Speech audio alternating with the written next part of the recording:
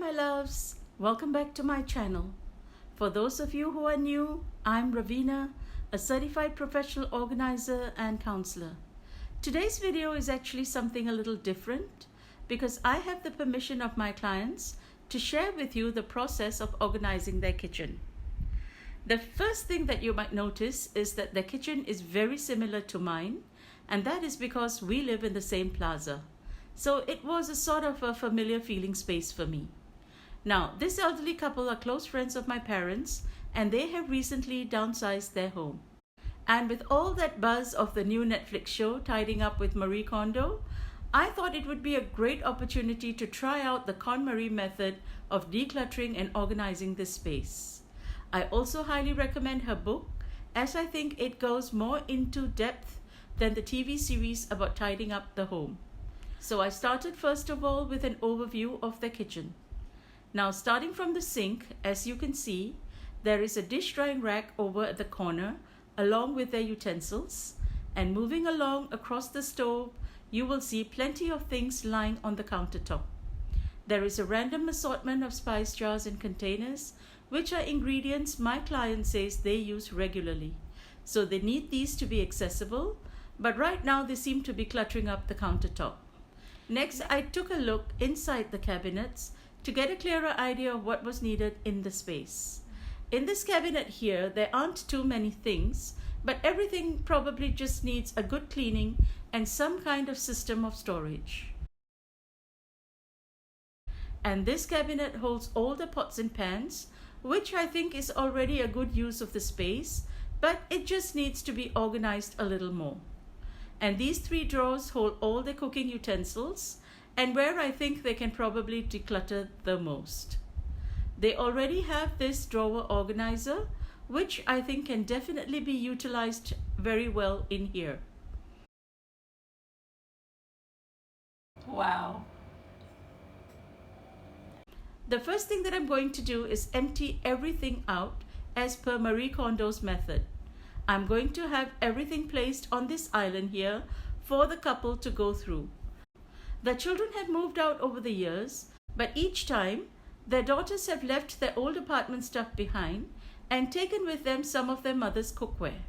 So what they are left with is a whole lot of dishes and pieces that definitely need to be decluttered and organized. I like the idea of laying everything out this way, as it would enable my clients to see everything they have in one space and then have the opportunity to pick what sparks joy for them instead of just holding on to everything. Now, I want to say that this is not 100% Kon Mari, but I have borrowed some of her concepts that I felt would work for this couple. Usually the kitchen is the fourth stage under the Komono category, but since my clients wanted to start with their kitchen, I'm following their lead. And the one thing that they had made very clear to me was that they would not like to spend too much on organizers and containers and would prefer for me to use baskets or containers that they already had. This resonates well with me, as I believe it's always good to shop the house before you shop the store. They did, however, give me a small budget for some essential supplies. The next step, of course, is to clean the whole kitchen that has now been emptied. The housekeeper and my cleaning team wipe down all the kitchen cabinets, drawers, hood, and the stove. This is a very important step because everything is empty and accessible to clean at this stage. It also refreshes the space and readies it for the new makeover. In the meantime, I got the couple to start sorting out their kitchenware. We started by grouping like items together, figuring out what sparked joy for them. It was actually fun looking at some of the extremely traditional kitchen gadgets that they own. It has been a while since I saw a rotary egg whisk and this butter churner. In the end, we did manage to clear one bag full of stuff that they felt no longer served them. Now, day 2 is organization day. I felt that the most important thing the clients needed was an organization system for all the spices, teas, and sugars, which had been cluttering up their valuable counter space. So I made a quick trip to IKEA, and I got these spice jars from the Raj 10 series. I love these jars as they're durable, beautiful, and very inexpensive. They were perfect for gathering all the various spices sitting in the different containers. And since we had decluttered so well, we were able to dedicate an entire drawer to the spices. 6 of these jars in a row fit very snugly, and at the back I found these containers which were perfect for the loose teas, white sugar and brown sugar. I think this drawer looks so uniform and elegant now, and the lovely colors of all the spices really take center stage. It's also very accessible as well as functional, perfect to get to while cooking, but still allowing the countertops to be free of clutter. In the second one, I have used a cutlery tray, which actually fits very well into the drawer, but I organized it so that only the daily used items are in there, like the knives, rice spoons, spatulas, and these kitchen gadgets. The lowest drawer I dedicated for the less used but still loved items.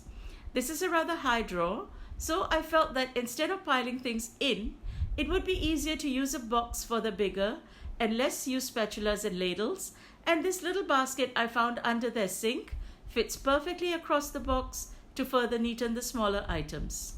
And in front, I have just put their graters, zester, and apple corer.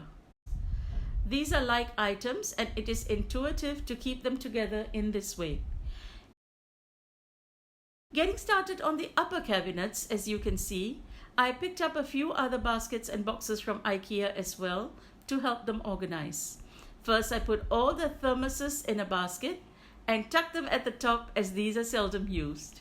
On the lower shelf, which is more accessible, I have another basket with their blender and extensions, which they do use more often. And in the middle, they have their large rice cooker, which is only used when the daughters come for a visit. Keeping smaller items in baskets is very helpful for higher spaces, as you can just grab the whole basket when you need it. As the domestic goddess Anthea Turner once said, baskets, baskets, baskets. Over on the other side, I have kept all their appliances based on their regularity of using, starting from the top left to the bottom right.